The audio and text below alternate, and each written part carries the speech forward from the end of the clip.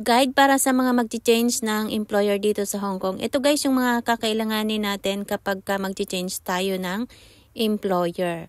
So, number 1, visa extension of stay form for domestic helper from abroad. ID number 988A for employer. Number 2, application for employment of domestic helper from abroad. ID number 988B for helper. Number 3, an original copy of the new standard employment contract. ID number 407. Number 4, original of the helper travel documents, passport. Number 5, copy of the helper travel documents.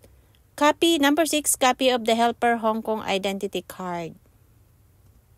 Number 7, copy of the employer's Hong Kong permanent identity card, Hong Kong identity card or passport. Number 8, proof of the employer's financial position. Number 9, proof of the employer's residential address.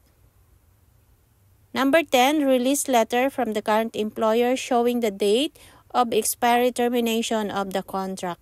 So, yun lang guys yung kailangan natin. And then, pupunta tayo sa immigration. Ang immigration po ngayon is nasa Chung Kwan O.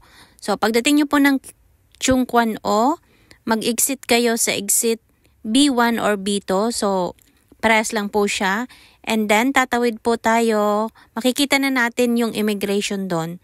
Pagpasok nyo po sa immigration, pupunta lang kayo ng port floor. So, sa port floor, nandun na po yung foreign domestic helpers section.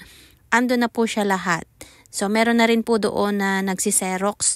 So, kung wala kayong Xerox copy, meron po doon. Ang change of employer po is nasa window number 28 and 29. So, pila ka lang doon and wait mo na matapos yung nasa unahan mo.